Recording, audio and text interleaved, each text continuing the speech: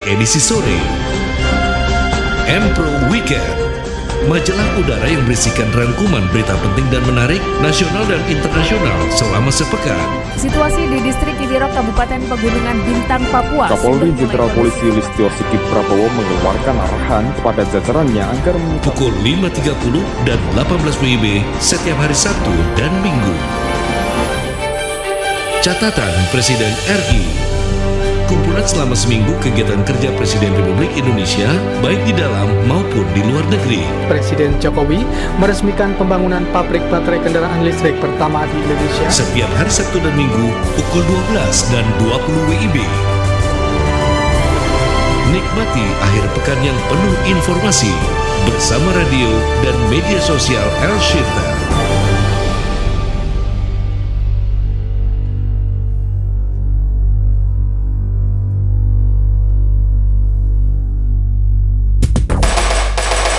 Talk Highlight.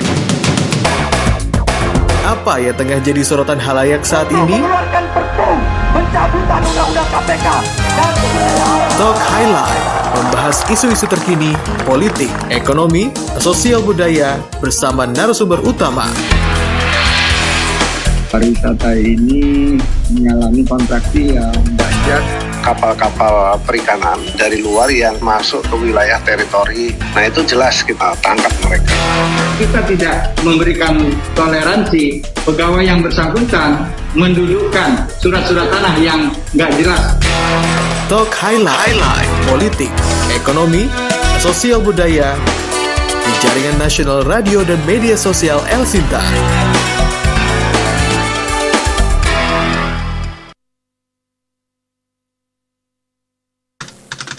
Pendengar, di masa pandemi ini tidak ada alasan bahwa bisnis atau kegiatan kita terhenti. Justru kita perlu lebih kuat melakukannya. Promosikan segala produk, kegiatan, atau capaian institusi Anda di radio dan media sosial El Shinta. Dengan jaringan radio nasional dan engagement medsos yang tinggi, pas untuk bisnis kita. Beriklan, hubungi tim sales El Shinta di 081 180 6543 atau 021 5869000 dan email marketing@elshinta.com. Jadikan El Shinta sarana promosi bisnis dan kegiatan kita.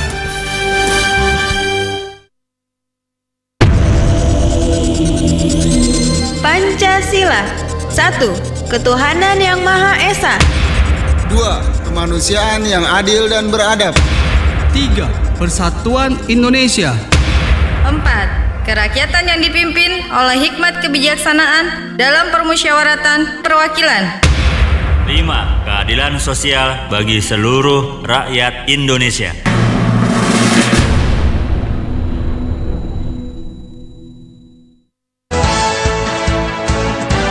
G20 dalam fakta dan data.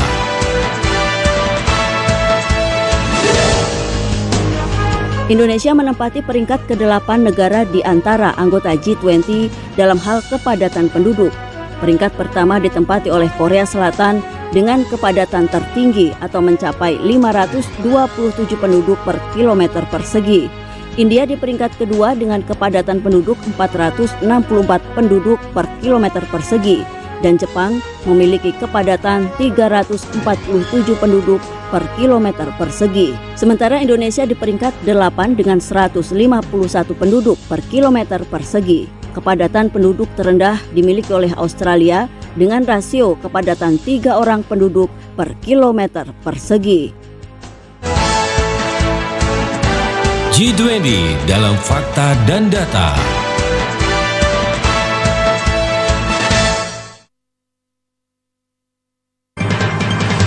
Ragam bahasa daerah Indonesia.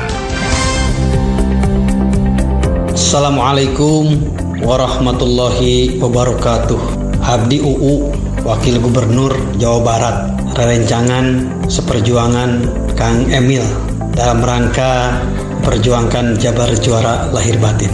Kasadaya masyarakat Jawa Barat tekenging lengah, tetap kedah waspada, protokol kesehatan hayu urang sukseskeun vaksin COVID-19. Divaksin COVID-19 saha anu sieun. alias siapa takut. Assalamualaikum warahmatullahi wabarakatuh. Elsington News and Talk.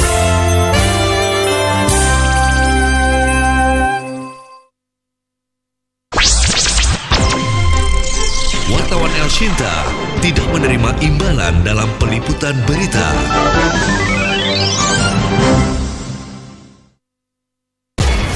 El Shinta News Flash.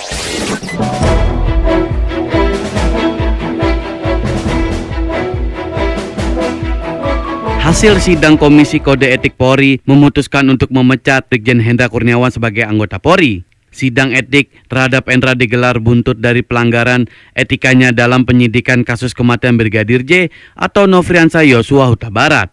Kepala Divisi Humas Polri Irjen Pol Dedi Prasetyo mengatakan keputusan sidang ditetapkan secara kolektif kolegial oleh Majelis Hakim Sidang Kode Etik. Rekan-rekan, pada hari ini saya akan menyampaikan bahwa tadi pagi sekitar jam 8 sampai dengan 17.15 sudah dilaksanakan pelaksanaan sidang HK.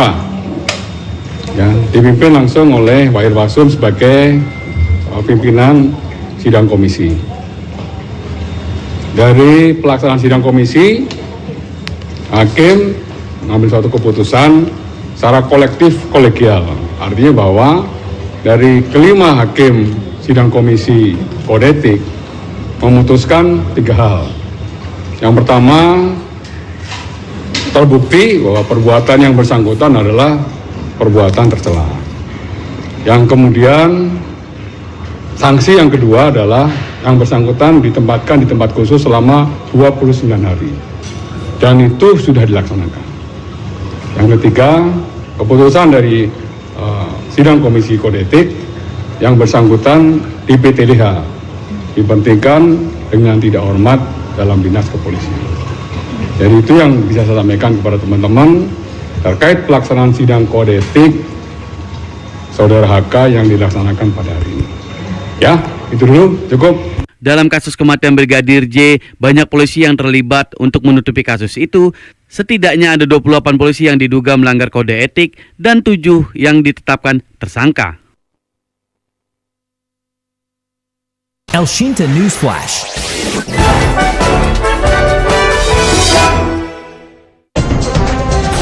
El Shinta News and Talk.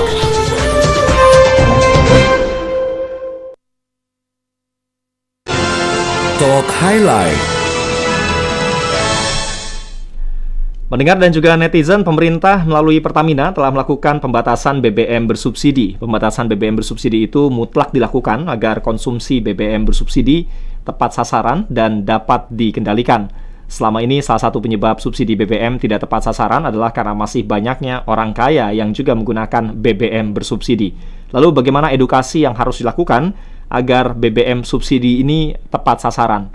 Dalam Talk Highlight pagi hari ini saya sudah bersama dengan 3 narasumber. Ada Ketua Komisi 7 DPR RI Bapak Sugeng Suparwoto dan juga pengamat energi dari Reforminer Institute Komaydi Notonegoro serta Ketua DPP Organda Bidang Angkutan Penumpang Bapak Kurnia Lesani Adnan. Saya sapa saja narasumber yang sudah bergabung. Nampaknya Pak Sugeng belum bergabung ya di Zoom meeting. Ada Pak Komaydi. Selamat pagi Pak Komaydi, apa kabar Pak?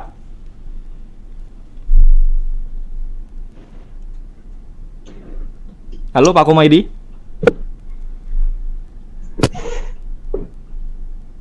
Saya sapa Pak Sani dulu kalau begitu. Pak Sani, selamat pagi. Apa kabar? Selamat pagi Mas Beri. Kabar baik Pak ya? Mas Komaydi. Selamat pagi. Pak Komaydi sudah terdengar suaranya. Pagi Mas Beri, Pak Kurnia, selamat pagi. Selamat pagi. Yang belum bergabung Ketua Komisi 7 DPR ya, Pak Sugeng Suparwoto di pagi hari ini. Kita masih nantikan Pak Sugeng untuk bisa hadir bersama-sama kita di pagi hari ini, tapi juga untuk Anda pendengar serta netizen. Oh, Pak Sugeng sudah hadir nampaknya. Pak Sugeng, selamat pagi. Apa kabar Pak Sugeng? Ya, selamat pagi. Selamat pagi Pak Sugeng. Pagi Mas Sugeng. Pagi. Ini topik yang menarik sekali ya kalau kita ngobrolin tentang pembatasan BBM bersubsidi. Dan untuk Anda pendengar yang juga mungkin ingin bergabung dalam perbincangan kita di pagi hari ini, silakan nanti Anda bisa telepon juga di 021 586 9000, SMS WA 081 180 6543. Di awal ini mungkin saya ingin ke Pak Sugeng terlebih dahulu ya. Pak Komaydi dan juga Pak Sani, kami ingin tahu Pak sebetulnya bagaimana DPR mungkin bisa menjelaskan seberapa penting pembatasan BBM ini dilakukan, dan jika tidak dilakukan pembatasan memang apa yang akan terjadi sebetulnya? Iya, betapa pentingnya pembatasan BBM ini karena faktanya adalah bahwa BBM ini hampir 60% bahkan 70%-nya kita adalah impor.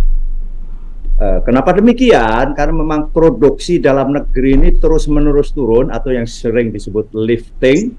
Lifting terus turun karena memang faktanya Indonesia memang tidak merupakan negara yang kaya minyak. Itu jadi salah besar informasi hari ini bahwa yang sering didengung-dengung bahwa Indonesia adalah kaya minyak, sama sekali tidak. Kita ini hanya 0,2% saja dari cadangan dunianya, 2/1000 saja jadi cadangan dunia. Dan sekarang bahkan namanya proven reserve atau cadangan pasti yang bisa diproduksi itu tinggal kurang lebih 2,8 miliar barrel saja. Sehingga bahkan lifting atau produksi dalam negeri terus-menerus turun. Hari-hari ini meskipun dalam APBN, ini masih APBN tahun 2022, ditetapkan produksi liftingnya adalah 703.000 barrel per hari, tapi faktanya hanya mencapai 610.000 barrel per hari saja rata-rata. Sedangkan konsumsinya terus naik, bahkan sudah memasuki 1,58 atau 1.580.000 barrel per hari, sehingga setiap hari kita impor BBM kurang lebih 900.000 barrel sekarang ini gitu. Nah, itulah yang menjadi problem utama, bagaimana memang lantas dari sisi harga terus naik karena memang faktanya harga dunia BBM naik terus akibat berbagai masalah ya, masalah politik, masalah juga cadangan dunia yang juga terus turun. Nah, di sisi lain adalah bahwa BBM ini sebagai kategori juga yang energi yang harus terus-menerus kita kurangi, mengingat juga termasuk merusak lingkungan dengan kandungan sulfur dan juga kandungan sulfur dan karbon yang tinggi. Maka ada upaya terus-menerus bagaimana kalau toh kita mengkonsumsi BBM adalah BBM yang ramah lingkungan ke depan, dan kita harus segera masuk energi baru terbarukan, mengingat energi fosil memang sudah jadi masalah. Energi fosil adalah minyak, gas, dan batu bara. Minyak seperti tadi kita sudah sangat-sangat terbatas karena memang cadangannya juga sangat terbatas.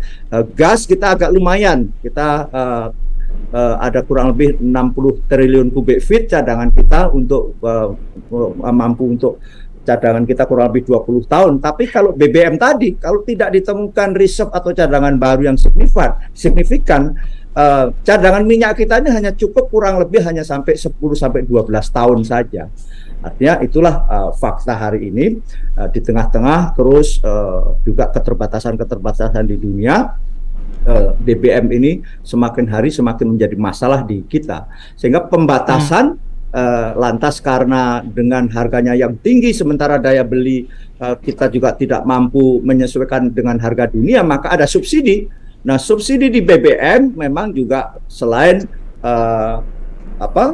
memang besar secara rupiah, bahkan sampai 500 triliun, itu pun akhir tahun November ini. Maka akhir Oktober, sehingga November dan Desember ini kurang lebih perlu tambahan subsidi, tetapi itu di carry over di tahun 2023, akhirnya APBN 2023 kurang lebih 190 triliun lagi.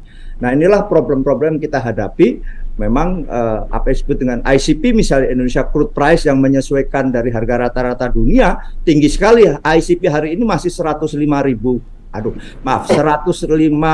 US dollar per barrel. Mohon maaf saya agak terbata-bata karena saya juga baru saja siap, jadi belum info. Tapi itulah fakta hari ini, bahwa BBM sudah jadi masalah atau energi fosil sudah jadi masalah di kita. Maka kita akan segera masuk ke energi baru terbarukan dengan potensial kita yang luar biasa besar. Saya kira itu untuk sebagai pengantar diskusi. Oke, Pak Komaydi, kita apakah terlalu terbuai Pak dengan menggunakan BBM selama ini, sehingga saat ini memang kondisi yang paling ideal Kalau tadi disampaikan oleh Pak Sugeng, minyak kita terbatas cadangan sampai 10-12 tahun, gas kurang lebih masih aman lah ya 20 tahun ke depan, tapi paling tidak harus ada diversifikasi atau mulai mengedepankan energi baru terbarukan. Bagaimana pandangan Pak Komaydi mengenai kebijakan yang tengah dilakukan saat ini? Iya, saya kira harus paralel ya Mas Ferry. Yang disampaikan Pak Sugeng di dalam profil fosil energi saya kira tepat dan sudah kita sama-sama edukasi ke publik bahwa cerita kita di 80-90-an dengan sekarang sudah sangat berbeda ya Mas Ferry. Jadi produksinya udah turun jauh. Kita kebalikannya Mas, kalau dulu itu produksi kita 1,6 juta barel per day, konsumsi kita di kisaran 300-400 ribu. Kalau sekarang seperti yang sampaikan Mas Sugeng, produksi kita di bawah 700 ribu sekarang, konsumsinya yang 1,5 Mas. Udah mendekati produksi di tahun 80-90-an, jadi kondisinya sudah sangat berbeda. Nah, ketika treatmentnya masih sama, tentu nggak pas, karena kondisi di hulunya kan sudah berbeda.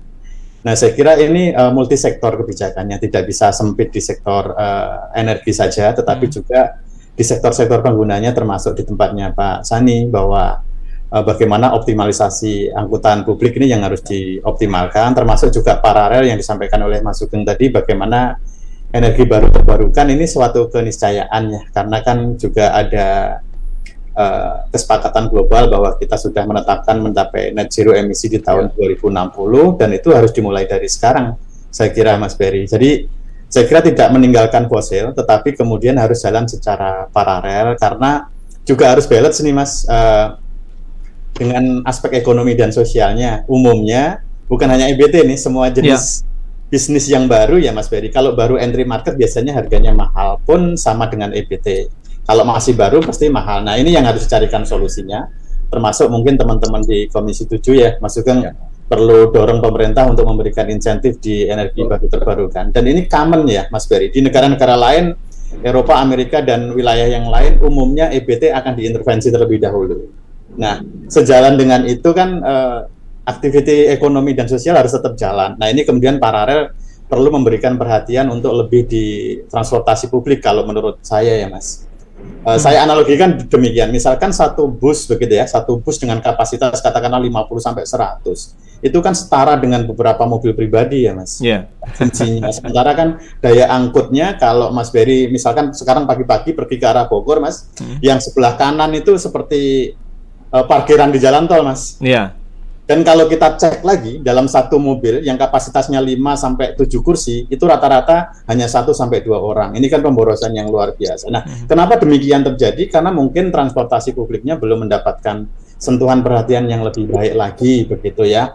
Nah, kalau kita lihat negara-negara lain misalnya Mas, kenapa Singapura itu ketika harga BBM-nya naik sangat luar biasa tinggi, mereka santai-santai saja. Itu tidak sekedar bahwa pendapatan per kapitanya mereka bagus, besar, tetapi karena transportasi publiknya sudah sangat mapan, begitu Mas. Yang terjadi di Inggris juga demikian. Di Inggris itu misalnya kalau Mas Ferry naik kereta bawah tanah, itu setiap 3-4 menit pasti ada, begitu. Sehingga masyarakat sudah punya ekspektasi, oh kalau saya mau rapat jam sekian, maka pakai transportasi publik ini, berangkat dari rumah jam sekian, pasti tidak terlambat. Nah, di kita, manajemen hal seperti ini, saya kira yang perlu diperbaiki. Kalau bisa moving ke transportasi publik misalnya Mas, itu luar biasa penghematannya sebetulnya di aspek BBM. Jadi keresahan-keresahan kita dan diskusi-diskusi kita di setiap tahun anggaran mungkin tidak akan terulang lagi kalau transportasi publiknya diperbaiki secara baik, begitu Mas. Kira-kira itu Mas. Ya, ini gilirannya Pak Sani ya, organnya sebagai operator transportasi umum tentu juga diharapkan bisa memberikan dampak ataupun pandangan bagaimana optimalisasi penggunaan Pak, karena tadi yang seperti disinggung, transportasi umum ini sebetulnya juga bisa menjadi wadah ya untuk bagaimana kita bisa berhemat menggunakan BBM yang stoknya mungkin cadangannya 10-12 tahun tadi yang disinggung oleh Pak Sugeng di awal. Bagaimana Pak Sani? Ya baik, terima kasih. Mohon izin Pak Sugeng, Mas Komaydi. Jadi kalau kita bicara tentang bahan bakar subsidi, pertanyaan kami dari awal tuh jelas kok Pak Sugeng. Ya. Apa sih tujuan pemerintah ingin untuk bahan bakar subsidi ini? Jadi kalau tujuan dengan menaikkan harga bahan bakar. Jadi kalau alasan negara untuk menurunkan subsidi yang 500 triliun Pak Sugeng, kebijakan yang diambil sekarang itu tidak akan menurunkan angka subsidinya Pak. Kenapa? Hari ini kita sama-sama kita duduk di SPBU yang menggunakan bahan bakar subsidi itu siapa? SUV yang tidak pantas, ya segala macam. Jadi kalau menurut kami Mas Berry, kalau memang pemerintah ingin menurunkan 500 triliun ini simpel. Angkutan umum yang terregistrasi di Republik tercinta ini hanya 12-15% dari semua jumlah kendaraan yang meregistrasi. Jadi kalau misalnya pemerintah mau concernnya ke subsidi tadi, cukup bikin aturan bahan bakar subsidi hanya untuk angkutan umum. Saya sepakat dengan Mas Komaydi. Kami sebagai operator sangat-sangat siap untuk melayani masyarakat. Namun kalau Kementerian Teknis yang mengakomodir kepentingan perhubungan ini melakukan banyak program, tapi tidak dibarengi dengan kebijakan lain. Contoh, produksi sepeda motor terus digenjot. Sepeda motor dulu sempat direm dengan BP dan segala macam, sekarang loss. Kendaraan pribadi, hari ini kita investasi bus, angkutan umum dan investasi kendaraan pribadi lebih mudah dan murah kendaraan pribadi. Itu 2. 3 itu tadi saya bilang, ESDM memerintahkan Pertamina, Pak Sugeng, yang namanya pembatasan CC. Ayo kita lihat lagi, Alphard, Terios dan segala macam masih bebas kok ngisi Pertalite. Pajero, Spot, Fortuner masih bebas ngisi biosolar. Nah artinya, mohon izin, sebenarnya pemerintah ini hanya cukup tegas saja. Tegas siapa yang layak menggunakan bahan bakar subsidi. Nah, ini dengan ketegasan ini juga menyelesaikan permasalahan seperti Mas Komaydi sampaikan tadi. Sebenarnya yang Mas Komaydi sebutkan tadi, kita naik bus angkutan umum, angkutan massal yang mungkin isinya nggak banyak, tapi parkir bareng di jalan tol dengan kendaraan-kendaraan pribadi. Saya bisa yakinkan dan saya bisa pastikan kepada Mas Komaydi, kalau yang di samping parkir bersama itu tidak semuanya private car, tapi kendaraan pribadi yang menjelma menjadi angkutan umum. Pertanyaan menariknya lagi, kenapa? Nah, kami, Mas Berry, kami ini tidak diberikan setara. Artinya gini, yang namanya public transport, pelayanan ke masyarakat tuh harus mendekat ke pelayanan. Setuju ya Mas Komaydi ya? Kenapa kami tidak famous? Karena kami dibatasi oleh regulasi-regulasi yang tegas. Jadi kami harus ke terminal, begini begitu. Sementara dari terminal ke tempat kebutuhan masyarakat itu sulit. Nah, jadi ini sebenarnya kalau tinggal pemerintah duduk bareng antar dengan Kementerian Teknisnya, tentu disupport oleh Pak Sugeng dan kawan-kawan yang di parlemen. Kami siap banget gitu loh. Nah, jadi permasalahan ini akan selesai kalau pemerintah tegas siapa yang berhak dan siapa yang tidak berhak. Mungkin menurut saya kami di situ. Baik, Pak Sani, Pak Komaydi dan juga Pak Sugeng sudah memberikan pandangan. Ini baru awal diskusi kita di pagi hari ini. Saya menambahkan sedikit, Mas. Boleh, silakan Pak Sugeng. Sebelum nanti saya sapa juga ada penelpon yang sudah bergabung. Jadi secara pribadi saya sebagai Ketua Komisi 7 dan juga Polisi Komisi 7 waktu kita bahas, kita sepakat mengurangi subsidi otomatis dengan menaikkan Pertalite misalnya dari 7.600 menjadi 10.000, dari solar dari 5.100 menjadi 6.800. Itu dengan catatan angkutan umum itu tidak boleh naik. Itu waktu itu tegas kami, sangat-sangat tegas. Tetapi pemerintah menjawab, bahkan formula-formulanya hampir diikuti apa yang disampaikan oleh Komisi 7. Hanya saja itu tadi, pemerintah menjawab bagaimana untuk angkutan itu adalah melalui transfer daerah yang jumlahnya hanya 2 triliun. Saya kira tidak cukup itu untuk bagaimana mengkompensasi naiknya, sehingga begitu BBM naik itu subsidi dikurangi. Lantas yang mengumumkan pertama adalah Organda untuk menaikkan transportasi. Dan itu akan secara berantai akan menaikkan harga-harga yang lain itu, Pak. Yang lain karena transportasi. Nah, waktu itu sudah kita hitung bahwa kalau toh harus naik BBM tadi, Pertalite dan juga solar, itu adalah angkutan umum. Bahkan waktu itu eksplisit kita, angkutan umum dan roda 2 motor. Jadi sehingga dengan berbagai pertimbangan, dengan perhitungan, karena motor tidak lagi sekedar menjadi alat transportasi, sekarang sudah menjadi urat nadi ekonomi bagi masyarakat tidak mampu. Itulah sebetulnya setelah kita hitung sedemikian rupa. Dengan demikian maka beban itu atau tidak tepat sasaran itu tidak berlarut-larut seperti yang tadi disampaikan oleh Pak Sani gitu loh, bahwa hari ini betul subsidi sangat tidak tepat sasaran. Yang ada yang menikmati bahkan adalah pemilik roda 4 yang itu notabene orang yang mampu, padahal ideologi subsidi itu adalah bagi masyarakat yang tidak mampu untuk mempertahankan atau meningkatkan daya beli masyarakat yang tidak mampu. Nah, inilah fakta hari ini. Saya sepakat sekali apa yang disampaikan Bung Sani. Kita tegas. Sekali lagi pemerintah ini kadang-kadang mohon maaf nih karena mungkin takut nanti tingkat keterpilihannya, tingkat popularitasnya akan anjlok, maka bahasa yang populer terus yang dilakukan, padahal itu tidak tepat sasaran. Saya kira sekedar menambahkan, memperkuat apa yang disampaikan oleh Pak Sani tadi ya. Waktu itu adalah sikap kami bahwa angkot tidak boleh naik. Kalau naik itu akan menarik seluruh biaya-biaya yang lain naik itu, Pak. Ya.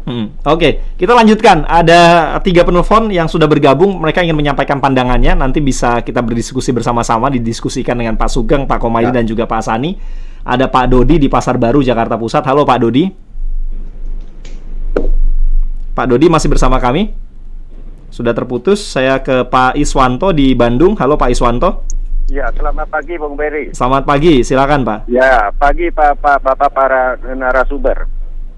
Silakan, langsung Pak Iswanto. Iya, kita bicara masalah energi bahan bakar ini belasan tahun, bahkan mungkin sudah berapa puluh tahun. Tapi yang dibicarakan selalu pembatasan. Kita seneng banget mengklasifikasikan masyarakat ini yang berhak, itu yang berhak. Mikirnya cuma batas saja.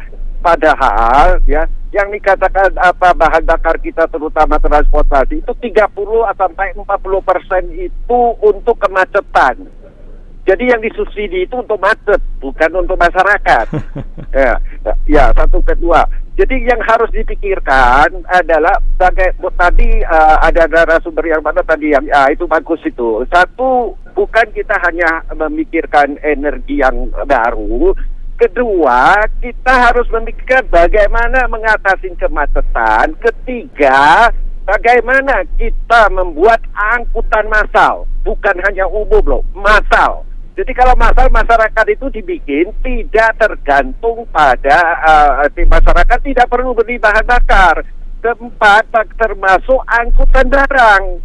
Angkutan barang itu berapa? Itu truk dari Tanjung Priok itu berapa ribu? Itu berapa satu hari berapa banyak itu bahan bakar yang dibeli. Jadi jangan mikirin batas-batas, mikirin bagaimana kita supaya mengurangi tidak memakai bahan bakar. Itu yang harus dipikirkan. Masyarakat setiap hari di batas-batas diklasifikasi bagaimana mau menyelesaikan masalah itu saja. Selamat pagi. Assalamualaikum. Terima kasih. Waalaikumsalam Pak Iswanto. Pak Faisal di Depok masih bersama kami, Pak Faisal. Assalamualaikum Mas Ferry. Waalaikumsalam. Boleh dikecilin dulu Pak volume radionya supaya nggak feedback. Ya, Bapak, mohon penjelasan tadi. Boleh dimatikan saja radionya Pak supaya nggak feedback Pak. Mohon maaf. Oke, udah ya Mas Ferry. Sudah Pak Faisal, silakan Pak. Ya, mohon penjelasannya ke Bapak tadi mengenai bahan bakar yang akan langka. Apakah sudah ada program dari sekarang dimulai? Karena seperti sebetulnya ini kan fosil sudah lama, tapi apakah sudah dimulai untuk mengantisipasi itu? Mohon penjelasannya dengan jelas. Terus yang kedua tadi mengenai perbandingan Singapura, Inggris dan Eropa, itu sangat berbeda bangsa dengan Indonesia. Singapura itu tidak ada se-Jawa, kalau Eropa itu hanya se-Jawa, jadi sangat berbeda karena banyak dan sedikit. Tentunya akan berbeda pola mengelolanya. Dan ketiga mengenai dari transportasi, Pak mohon juga dijelaskan bahwa sebetulnya ada keuntungan nggak sih atau hanya ruginya saja yang dilaporkan supaya masyarakat juga mengetahui. Jadi untuk Bapak anggota DPR mohon penjelasannya yang disebut hasil bumi, laut, udara untuk kesejahteraan masyarakat dan hak dinikmati masyarakat itu seperti apa sih, dan subsidi itu seperti apa, kok ada kata-kata seperti subsidi itu? Mohon penjelasannya Pak. Terima kasih. Ya, waalaikumsalam. Terima kasih Pak Faisal di Depok. Kita terima 3 penelpon. Ada Pak Sunarno di Cikarang. Halo Pak Sunarno. Selamat pagi Mas Beri. Selamat pagi Pak Sunarno. Narasumber yang terhormat ya. Kita ngebahas masalah subsidi BBM ini tidak pernah tuntas dari tahun ke tahun, dari rezim ke rezim ya Mas Beri ya. Jadi karena memang terlalu syarat kepentingan politiknya daripada memang untuk menyelesaikan masalahnya. Kenapa saya bilang terlalu syarat kepentingan politiknya? Karena selalu, apalagi sekarang ya, selalu berusaha untuk memberikan subsidi dalam bentuk tunai gitu ya, bantuan-bantuan tunai itu kan sebetulnya lebih banyak manfaat kepentingan politiknya gitu daripada memang dirasakan manfaat langsung oleh masyarakat gitu. Nah, saya sangat setuju kalau selama transportasi publik itu tidak dibenerin, tidak akan selesai sampai kapan juga masalahnya. Seperti contoh gini Mas Beri, saya tinggal di dalam perumahan yang ke jalan rayanya aksesnya agak jauh ya, di dalam gitu. Di tempat saya itu kita sulit sekali menemukan halte feeder, minibus feeder ya. Sulit, kita itu dari rumah menuju feeder bisnya aja itu sudah butuh waktu bisa setengah jam, minimal 20 menit gitu ya. Dari feeder bis juga kesiapan bisnya juga tidak ada. Jadi kalau kita ingin beralih itu sangat sulit sekali, karena seperti tadi dari Organda ya, pemerintah tidak pernah berpikir bagaimana menyiapkan feeder-feeder connectivity-nya itu tidak pernah disiapkan infrastrukturnya.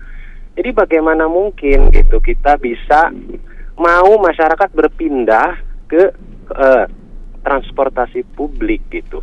Malah yang dikeluarkan hanya kebijakan-kebijakan yang sangat berbau politik, jadi tidak akan pernah tuntas menurut saya. Kecuali anggota dewannya sudah berpikir pro rakyat, baru itu bisa selesai. Terima kasih Mas Beri. Terima kasih Pak Sunarno di Cikarang. Ini baru 3 penelpon, belum via WA ini Pak. Ini ramai juga via WA, dari tadi kita berbincang sudah banyak yang berkomentar. Saya mungkin akan berikan Pak Komaydi dulu kesempatan ya. Tadi Pak Sugeng sudah menambahkan sedikit apa yang disampaikan oleh Pak Sani. Pak Komaydi bisa menanggapi beberapa di antaranya, tapi tadi ada beberapa pertanyaan juga yang spesifik ditanyakan ke Pak Sani dan juga Pak Sugeng. Silakan Pak Komaydi. Baik Mas Beri. Yang pertama dari Pak Iswanto, saya kira masalah pembatasan memang agak sulit ya Mas ininya. Apalagi kalau payung hukumnya atau regulasinya kan sampai dengan hari ini juga revisi Perpesnya belum selesai memang Pak. Dan kalau kita kembali ke konstitusi memang debatable, karena semua warga negara segenap tumpah darah Indonesia itu berhak dilindungi oleh negara begitu ya. Ini kemudian bicaranya agak susah kalau kemudian pakai perspektif itu. Tetapi di dalam subsidi seperti yang disampaikan oleh Mas Sugeng tadi, ada skala prioritas Bapak. Jadi yang prioritas adalah yang paling tidak berdaya begitu. Nah, sementara di dalam konteks subsidi BBM ini ada filosofi yang terbalik sebetulnya Mas Beri. Kalau ini yang sering saya sampaikan kepada teman-teman publik di media juga, bahwa kalau yang penerima subsidi itu kan definisinya adalah rakyat miskin. Rakyat miskin referensinya adalah ke garis kemiskinan ya Mas. Garis kemiskinan Indonesia di semester 1 2022 adalah kisarannya 500.000 Mas. 500.000 kalau dibagi dalam 30 hari itu per bulan per kapita ya Mas Beri. Kalau per hari adalah sekitar 13.000, jumlahnya kisarannya seperti itu. Nah, secara logis bagaimana masyarakat dengan pendapatan 13.000 per hari itu pasti habis untuk makan. Belum sampai menyentuh ke kebutuhan sandang ya. Logikanya otomatis tidak bisa menjangkau untuk beli motor maupun mobil. Sehingga, dan itu jumlahnya ada 27 juta Mas di semester 1 2022. Artinya ada saudara-saudara kita yang hampir 30 juta, mereka nggak bisa mendapatkan akses untuk bisa mengakses subsidi BBM. Karena syarat untuk mengakses subsidi BBM minimal harus punya motor. Kalau punya sepeda nggak bisa kan Mas, kan nggak mungkin sepeda diisi pakai BBM. Nah ini ada logika yang saya kira perlu diluruskan di dalam konteks subsidi. Nah, di dalam konteks kemacetan saya sependapat Pak Iswanto bahwa memang solusinya adalah transportasi publik. Bahwa memang transportasi publik ini harus dibenahi. Karena di mana-mana negara-negara yang sudah maju referensinya, ini mungkin menyambung juga ke Pak Faisal, negara-negara maju ini hanya sebagai contoh ya. Mungkin polanya memang berbeda. Indonesia negara kepulauan yang luar biasa, mungkin memang tidak bisa disamakan dengan Singapura, tidak bisa disamakan dengan Inggris. Tetapi poin yang ingin saya sampaikan adalah referensi pola policy publiknya yang perlu diambil. Kalau daerahnya ya memang sudah anugerah dari Allah adalah demikian, yang tentu punya tantangan yang berbeda-beda begitu. Tetapi poinnya adalah umumnya di negara-negara yang sudah maju itu transportasi publiknya yang sudah mapan. Kenapa mapan? Menuju ke efisiensi, begitu ya. Efisiensi di dalam banyak hal termasuk energinya, kemudian waktu, ekonomi dan lain sebagainya menuju ke arah yang sana begitu. Nah, biasanya negara-negara yang masih menuju ke emerging atau berkembang itu biasanya memang kendaraan pribadinya luar biasa. Beberapa tahun yang lalu misalkan Mas Berry kalau kita cek di Vietnam itu motornya luar biasa, kendaraannya di jalan luar biasa. Mungkin Pak Sani nanti bisa menambahkan, itu luar biasa tingkat kreditnya. Memang menuju ke arah pertumbuhan, tapi ketika menuju ke negara yang semakin maju, biasanya memang lambat laun masing-masing sudah sadar, oh ternyata efisien pakai kendaraan pribadi, terus kemudian parkir di tempat tertentu, kita nyambung ke misalkan publik gitu. Ini contoh, kebetulan saya tinggal di area Ciputat, daerah BSD Bintaro, Mas. Kalau saya ke Jakarta, saya ke Lebak Bulus, Pak Sani, saya parkir kendaraan di situ, kemudian nyambung MRT ya. Begitu Mas. Itu sangat-sangat efisien, waktunya bisa ditebak, gitu ya. Terus kemudian yang terakhir ke Pak Sunarno, syarat dengan kepentingan. Memang kemudian ini kemarin juga yang disinggung oleh Mas Sugeng di FGD kita terakhir yang ketemu Mas Sugeng. Ya. Saya kira Perpres 2014 191 ini sangat luar biasa bagus sebetulnya Mas Berry. Awalnya saya sangat mendukung semangatnya pemerintahan Pak Jokowi yang kemudian saat Perpres ini terbit, premium atau RON 88 itu tidak boleh didistribusikan di Jamali, Jawa, Madura, Bali. Jadi pada saat itu kalau Mas Berry cek di SPBU seluruh Jawa, Madura, Bali, itu yang nozzle warna kuning sudah nggak ada. RON 88 artinya tidak ada. Gitu. Tetapi sayangnya Mas, di 2018 menjelang mudik Idul Fitri, kemudian government mengembalikan itu ke Jawa, Madura, Bali lagi Mas, yang volumenya sudah turun drastis pada saat itu. Dan kebetulan pada saat itu juga menjelang hajatan politik 2019. Nah ini yang kita sayangkan. Jadi kalau hipotesanya Pak Sunarno kemudian untuk elektabilitas, untuk kepentingan politik dan lain sebagainya, puzzle-puzzle itu yang ketika disambungkan memang ada kecenderungan mengarah ke kepentingan yang demikian begitu. Padahal yang semestinya ini adalah pemikirannya harus jangka panjang saya kira. Tadi Mas Sugeng sudah menyampaikan, kita tinggal provennya itu 2,5 miliar barel, kalau dengan produksi yang 600.000 saja, itu 10 sampai 12 tahun lagi habis begitu. Kalau ditemukan cadangan baru memang ceritanya berbeda, tetapi tentu kita harus basisnya adalah apa yang kita punya. Nah, kalau yang kita punya sekarang ini kan dengan yang ada sekarang ini Mas, kenapa ini harganya luar biasa naiknya sangat signifikan? Karena memang dengan adanya perang Rusia-Ukraina ini impornya agak terhambat begitu. Nah, ini yang disampaikan Mas Sugeng tadi, produksi kita 600.000, konsumsi kita 1,5, otomatis kan ada 900 sampai 1 juta yang harus kita impor. Ya ibaratnya begini Mas Berry, kita sebagai pedagang sayur misalnya, belinya di pasar induk katakanlah kangkung per ikat 5.000, tapi diminta jual 3.000 rupiah ketika kita jualan. Ya nanti kerugiannya tinggal dihitung waktu saja Mas, waktunya berapa, kalikan volume berapa ikat. Nah BBM sama demikian sebetulnya. Nah Pertamina sebetulnya kalau kita bicara yang sekarang yang ditugaskan adalah Pertamina Patraniaga, kalau kita cek laporan keuangan mereka sudah sangat merah.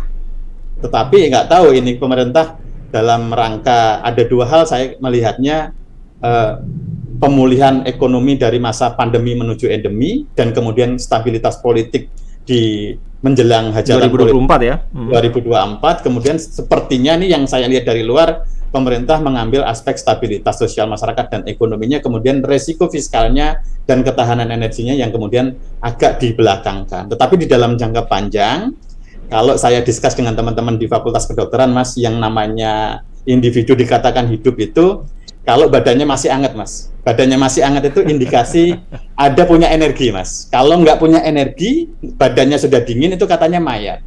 Nah sebuah negara kalau tidak bisa mengelola energi, ya bisa ada ancaman menjadi mayat negara. tidak punya apa-apa begitu. Negara yang akan menang itu adalah negara yang bisa memaintain energinya dengan baik dan benar. Oke. Dan message dari Pak Sugeng saya kira sudah sangat proven bahwa kita harus paralel juga mengembangkan energi baru terbarukan. Tapi itu tadi Pak Faisal mengatakan, apakah kita sudah memulai untuk mengantisipasi kemungkinan tadi cadangan minyak 10-12 tahun, gas kurang lebih 20 tahun. Kita udah mulai belum sih sekarang ini?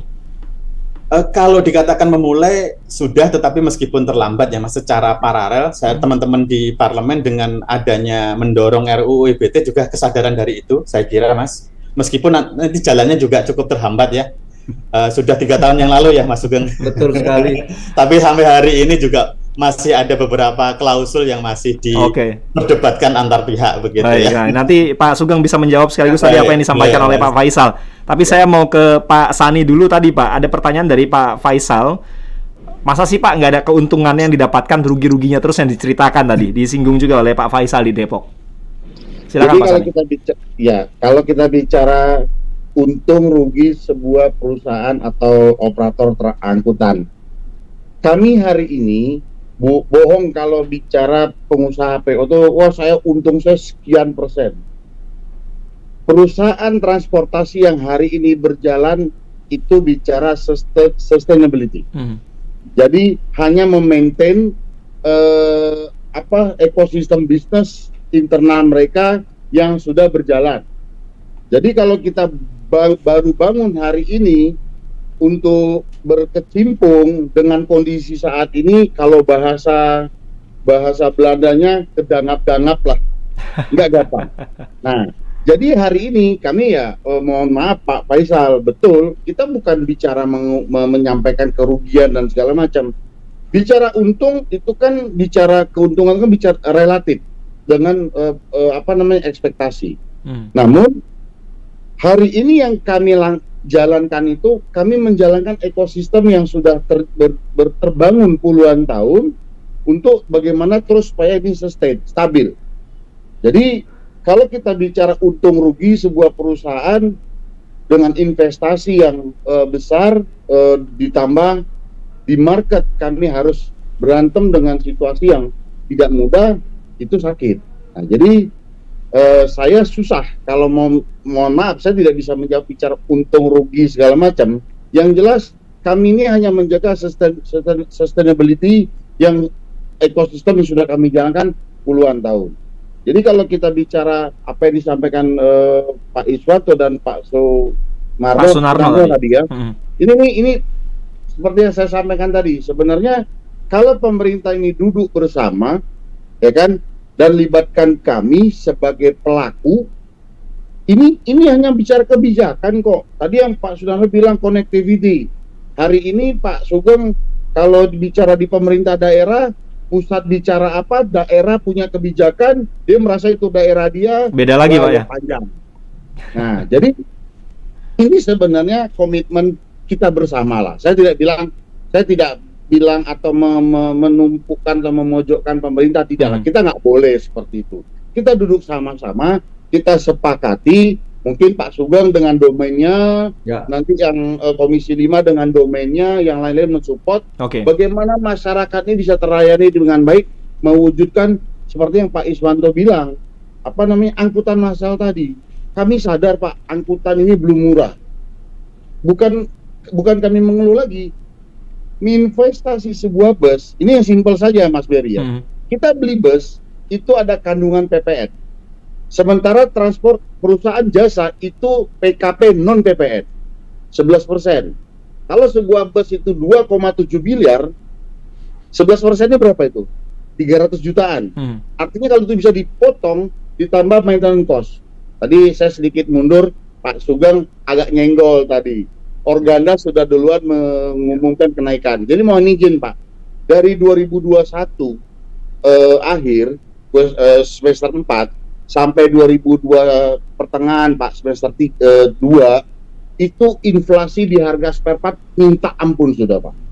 Jadi dengan alasan perang Ukraina lah, dan ditambah lagi ini yang unik lagi Pak Sugeng, itu di perindustrian itu untuk ban itu ada namanya kuota Pak, untuk import ban yang tidak ada pabrik di Indonesia. Sementara ban yang kami gunakan pabrik Indonesia tidak bisa tidak bisa bikin. Jadi harus import. Nah, spesifikasi tidak bisa dipenuhi lokal berarti ya. Betul. Ini dibikin kuota sehingga teman-teman importir pun bermasalah. Nah, pada saat bermasalah, jadi kalau kami dulu, ini kita ngomong dulu, bicara di 2015 mundur lah ya. Kami tuh bisa bicara Pak Sugeng, ban merek A, saya butuh ban setahun ini 1.000. Kita kontrak dengan harga pasti, kamu supply setiap bulan sekian ratus. Hari ini mereka tidak berani, Pak. Begitu kita bilang, kita kontrak setahun, pokoknya kamu sebulan supply sekian, 1. Mereka bermasalah di importir, Pak. Jadi kalau Pak Sugeng lagi mungkin di jalan, Mas Berry sama Mas Romaidi di jalan, melihat ada bus, ban depannya mereknya A, ban belakangnya mereknya C, itu bukan mengurangi kualitas, tapi itulah yang terjadi. Karena kami harus belang-belang mereknya. Nah, itu salah satu. Pada saat mereka tidak bisa memastikan harga inflasi. Jadi kami dari 2021 semester 4 sampai ke pertengahan 2022, inflasi harga spare part udah ampun, Bang. Nah, ini kan yang memang kami harus sesuaikan. Baik. Itu Mas Berry. Ya. Pak Sugeng, silakan. Ya. Pak Sugeng, gilirannya Pak Sugeng ini untuk bisa menanggapi. Apa yang disampaikan jadi tadi penanya, terima kasih sekali. Bahkan ada yang kritik kalau DPR sudah berpihak kepada rakyat. Nah, itu udah ngena banget tuh di Pak Sugeng tuh. Ya Allah ya kita ini bekerja siang, pagi, malam, sore gitu dan sebagainya ya untuk rakyat gitu loh. Ini stigmatisasi yang mohon maaf ya, kita menjalankan tugas masing-masing ya. Insya Allah lah kalau kita tetap amanah ya, bahwa penilaian kurang dan sebagainya.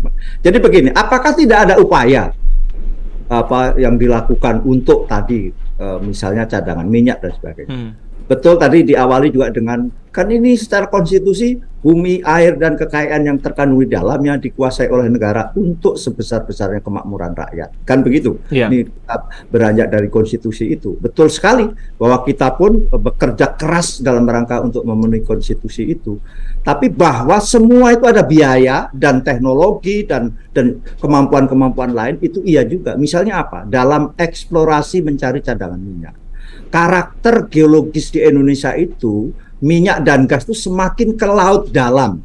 Nah ini mungkin bagi yang teknikal ini agak teknikal. Semakin ke laut dalam artinya apa? Biaya eksplorasi itu mencari cadangannya dan juga eksploitasi memproduksinya semakin mahal. Itu fakta kita negara kepulauan itu ya kayak kita nih. Jadi sekarang ini misalnya Indonesia dalam 610.000 barrel per hari liftingnya produksi minyak mentah dalam negerinya itu sekarang hanya tinggal 2 backbone-nya istilahnya. Tulang punggungnya di 2 tempat, yakni di blok Rokan itu di Riau sana, kebetulan juga onshore di permukaan, dan di blok Cepu Banyu Urip, karena Cepu itu ada 2, ada Jambaran Tiung Biru dan Banyu Urip. Kalau Banyu Urip itu minyak, Jambaran Tiung Biru gas. Nah, dari yang ada secara teknikal geologis itu kebetulan juga ketika dicari pun dengan harga biaya eksplorasi yang mahal dan juga dengan yang ditemukan kebanyakan gas dan gas terus. Terakhir misalnya ditemukan cadangan di namanya Andaman, itu ada di atas Aceh sana yang secara ZEE zona ekonomi eksklusif agak sudah mulai masuk kawasan internasional dan itu juga biayanya eksplorasinya besar. Sehingga Bapak Ibu sekalian, kita di DPR, dan ingat fungsi DPR itu secara normatif ada 3. 1, membuat undang-undang. Ini DPR, kalau di DPRD kan perda, peraturan daerah. Kedua adalah membuat APBN, anggaran pendapatan dan belanja negara. Kalau di daerah namanya membuat APBD. Dan ketiga adalah mengawasi jalannya pemerintahan. Jadi apa yang kita rumuskan dalam konstitusi dijalankan melalui pemerintahan dan juga dengan anggarannya, maka diawasi. Bahkan kalau di Komisi 7 adalah ada fungsi keempat, yakni adalah fungsi problem solving. Karena sering terjadi kebuntuan antara pihak. Nah, dari itu semuanya misalnya begini, bagaimana untuk mencari cadangan minyak? Itu namanya ada di APBN, ada disebut dengan cost recovery. Cost recovery itu sekarang tuh lebih kepada untuk mengganti biaya yang karena memang sistem kita ini agak teknis ya, tetapi ini perlu menjadi pemahaman masyarakat bahwa kita pun terus melakukan upaya pencarian cadangan-cadangan yang biayanya sekali ngebor itu kurang lebih 700.000 dolar, kurang lebih hampir 10 miliar satu bor, mengebor itu dengan kedalaman tertentu. Padahal untuk untuk mencari cadangan itu juga membutuhkan pengeboran dan eksplorasi yang sangat-sangat mahal secara biaya dan teknologi tinggi. Itu faktanya kita, karena negara kepulauan ini. Nah, kebetulan yang ada di permukaan darat itu udah habis, boleh dikatakan demikian. Nah, upaya itu dilakukan. Hal lain adalah bagaimana agar bahwa energi itu bagi kami komitmen adalah namanya affordable istilahnya. Mudah dijangkau dan murah harganya. Murah kalau susah dijangkau juga percuma, maka kita memberi akses sebesar-besarnya kepada masyarakat. Tadi Mas Komaydi bagaimana bagusnya menjelaskan bahwa subsidi itu yang menikmati yang punya motor dan punya mobil. Bayangkan yang tidak punya mobil, tidak punya motor, yang jumlahnya kurang lebih betul hampir 30 juta itu, dan itu di bawah garis kemiskinan, tidak tersentuh oleh subsidi. Nah, upaya ini dilakukan terus-menerus. Misalnya apa? Hari ini PLN itu kalau tidak disubsidi, seperti apa? Harga batu baranya, harga listrik itu 4 kali lipat. Kenapa? Karena batu bara yang dipakai oleh PLN itu adalah harga internasionalnya sekarang sudah kurang lebih 200 dolar per ton, sehingga perlu harga khusus karena tadi mengingat konstitusi bumi, air, kekayaan terkandung dalam dikuasai oleh negara untuk sebesar-besarnya kemakmuran rakyat. Maka dari sisi volume itu juga ada namanya DMO, Domestic Market Obligation, untuk kepentingan dalam negeri. Tidak boleh semuanya ekspor karena harga ekspor sedang tinggi. Harganya pun dipatok dengan harga dalam negeri. Tidak boleh harga sesuai dengan harga ekspor, karena kalau harga ekspor tinggi sekali, maka untuk PLN yang dikonsumsi PLN hanya bayar batu baranya kurang lebih 43 dolar saja dibandingkan 200 dolar kalau diekspor. Itu dah rumusan-rumusan kami di DPR untuk memastikan itu. Demikian juga di BBM. Bayangkan BBM kalau tidak disubsidi, harga keekonomiannya kan tinggi gitu. Pertalite misalnya dia hargai 10.000, padahal itu adalah kurang lebih 12.500. Masih subsidi per liternya, bahkan dengan ICP 105 hari ini masih kurang lebih bahkan 14.000 kurang lebih, dan seterusnya karena fluktuasi nih harga crude-nya, tapi di harga rata-rata. Jadi itulah kita semuanya berikhtiar. Ingat, fosil sudah jadi masalah memang dan disubsidi gitu loh.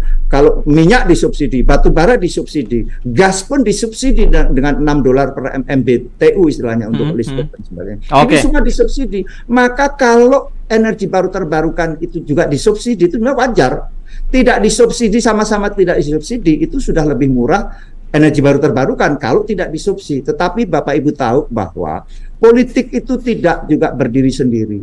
Negara ini memang sedang secara politik adalah politiknya energi fosil. Dunia pun demikian, apalagi Indonesia. Siapa yang punya batu bara? Siapa yang punya minyak dan sebagainya. Inilah fakta-fakta yang terus-menerus kami di DPR ikut berusaha keras sekeras-kerasnya agar hak-hak rakyat itu sebagaimana konstitusi yang dijamin konstitusi tetap dapat dijalankan. Memang tidak mudah, tapi itulah perjuangan. Terima kasih. Ini agak sedikit curhat juga. Tidak mengapa Pak Sugeng, Pak Komaydi dan juga Pak Sani, terima kasih untuk waktunya. Dari sini mungkin kita bisa membangun kesadaran ya kepada masyarakat, terutama yang tadi disinggung juga oleh Pak Sani, Pak Komaydi dan Pak Sugeng, bagaimana sebetulnya energi ini sudah sedemikian rupa krisisnya, sehingga untuk masyarakat yang sekarang sebetulnya masih disubsidi, terutama betul-betul lah dipergunakan untuk mereka yang berhak. Jangan sampai tadi salah sasaran, ada kendaraan SUV dan lain sebagainya yang memanfaatkan. Dan dengan adanya transportasi umum, marilah kita juga sama-sama berhemat dengan cara parkirkan kendaraan di rumah, atau tadi seperti Pak Komaydi ya, parkir di parking lot, kemudian juga menggunakan transportasi umum, MRT ataupun sarana transportasi lainnya. Itu yang bisa kita lakukan untuk menghemat bagaimana energi yang sudah krisis ini di Indonesia. Terima kasih sekali lagi Pak Sugeng, Pak Komaydi dan juga Pak Sani sudah bersama Elsinta. Sehat selalu untuk semuanya. Amin. Selamat pagi, sampai jumpa. Terima kasih. Waalaikumsalam. Terima kasih juga untuk Anda pendengar yang sudah menyampaikan via WA. Pak Andi usul role model manajemen publik massal transportation, jangan di Jabodetabek tapi di luar Jawa. Kemudian juga ada komentar yang disampaikan Pak Satrio BBM subsidi khususnya hanya untuk plat kuning saja, bis, truk, mobil box, dan kendaraan roda 2 sehingga mudah diidentifikasi agar tepat sasaran. Terima kasih juga untuk Pak Asta, barang semua pada naik imbas dari kenaikan BBM. Subsidi juga tidak tepat sasaran, sementara SPBU tidak bisa mengatasi mana yang boleh kendaraan dengan Pertalite, mana yang tidak. Terima kasih sekali lagi, mohon maaf tidak semuanya dapat saya baca satu persatu. Talk Highlight.